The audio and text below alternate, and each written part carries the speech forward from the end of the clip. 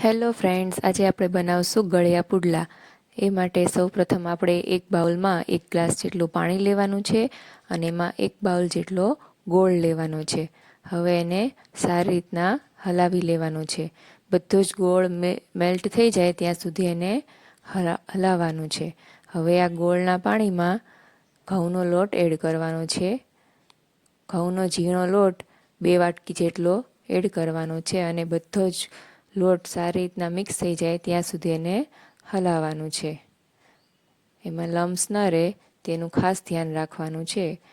હવે તેમાં 2 ચમચી જેટલો ચણાનો લોટ એડ કરવાનો છે અને એને સરખી રીતના હલાવી 10 મિનિટ માટે રેસ્ટ આપવાનું છે. 10 મિનિટ પછી આપણું બેટર પુડલા માટે રેડી છે. હવે એક પેનમાં મીડિયમ ફ્લેમ ઉપર આપણે પુડલા બનાવવાના છે. પુડલાના મિશ્રણને આવી રીતના પેન પર સારી રીતના હળવે હાથે ફેલાવી દેવાનું છે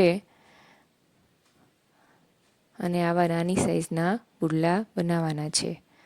હવે તેને ઓઇલ અથવા ઘી લગાવવાનું છે અને થોડુંક ચડી જાય એટલે એને ટર્ન કરી દેવાનો છે પુડલાને, એટલે પુડલો બ્રાઉન કલરનો થઈ જશે.